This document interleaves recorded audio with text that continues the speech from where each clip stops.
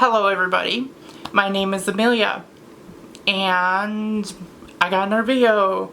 Yay! I actually was able of getting myself to sit down real quick right before I have to go to bed and be up in 9 hours to be to work, you know.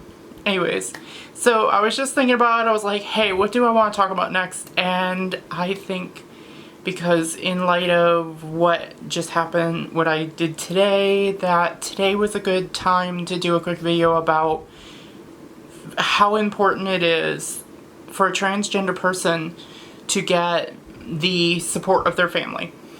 So, something that a lot of people don't know about me is, even though I'm actually very open about it, is the fact that I don't actually have very many people outside of my work who are honestly that, I don't want to say there's no supportive people outside my work. I have a best friend who's amazing. She's there for everything for me. I have people who are at least welcoming of me. They don't accept me, but they at least won't tell me to leave. You know, but other than that, it's really just work coworkers who try to do their best to be allies to me as a trans woman. But as far as it comes as family, I really have nobody. Obviously, something that I get is the typical, you know, oh, we still love you, you're still our son, you know, that will never change, or any of that, which, fine, I'm glad that you're doing that much, but the real need for somebody like me is to just be allowed to live as who I am.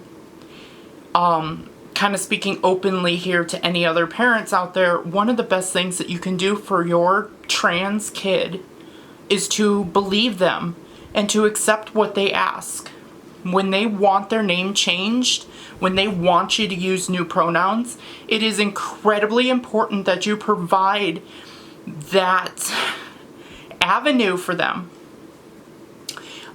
Something that I think about with, you know, because I'm actually a writer and I've been writing this into my own book. I actually have a scene in my book that's very important to me, in the fact that my character goes through this scene of dealing with her family. She basically has a flashback to a moment when her family, her siblings, are being really cruel, and basically one of the lines spoken by her sibling is, oh, come on, we just do this to help, you know, to help you understand how the world is going to treat you. And that was a line that was actually spoken to me by my mom a few years ago. I remember when I was 20-something and I had told my mom that I wanted to start wearing skirts. And I remember she gave me a really hard time about it. And her literal response was, oh, we basically do this to you so you know how the world's going to respond. Which, personally, I think is a very, very terrible thing to tell your kid. Not to mention doing it in the first place. Because you are basically... Because, I'm sorry, the world does not do that. Yeah, there's people in the world that will do that. But the world as a vast whole will not do that. That was, you know, that was the kind of the conversations I had with people in my life all the time, was about the whole thing about the world. If you really think the world is desirable and the place that your kid is having this involvement in, the last thing you should be doing is giving them a sample of what the world is not. And even if it is true, you don't do that. You are supposed to be a loving and accepting parent of your kid. And that's kind of the thing with my relationship with my parents, is while they're loving, they don't accept me. All they want to continue to do is accept me as this person that I no longer am. They want me to go back to that person. They get very awkward around me when I talk about being transgender, when I talk about my life, when I talk about They misgender me a lot, and that's doesn't make me want to be around them. It just makes me want to push away. It makes me want to have less involvement. It makes me not want them in my life. And I really hate doing this video just because I know that there is that potential that my parents could watch this. So, Mom and Dad, if you are actually watching this video, understand that you are not bringing me closer to your life. You are pushing me further away. You are pushing me out. And I understand it hurts. But do you really understand how much more it hurts me? I don't choose to be discriminated against on a day-to-day basis. I do not choose to have to deal with the problems of being trans. The potential of giving myself employment issues and housing issues and so many other discriminative, putting my life at risk. I don't choose that. I'm choosing freedom. I am choosing mental stability. I am choosing to be a stable, normal person because people do not understand what it's like to experience the things that someone that's transgender goes through. To experience that feel of never having the glove fit right, other than to just make that metaphor. You get a leather glove and you slide it over your hand, it's really tight around the fingers, or it's too long, or that is what it feels. Or go and try to write with your dominant hand. Right-handed, go write with your left hand. If you're left-handed, go try writing with your right hand. That's really what it feels like. And that almost doesn't even come close to it because this is something that I can't even escape. We can't even escape. At least, oh, hey, you're writing with the opposite hand, or hey, you got an incorrect glove. You're just going to change the glove.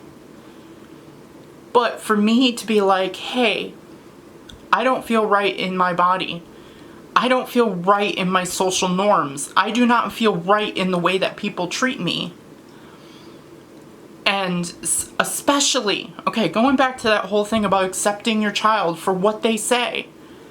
When I sit there and tell you that I am transgender, or your kid tells you I am transgender, I am doing this, loving and accepting them and being supportive is the best thing you can do for keeping them in your life. It is the best thing you can do for loving on them. I heard the story. One parent who actually, I said it to my mom once and she really hated it. And that was the whole thing about, actually I said to my dad too and he got really angry at me. Would you prefer to have an alive daughter or a dead son? Yeah, I get it. I don't like to use that word. I think it's a horrible thing to say to a parent. I understand, okay?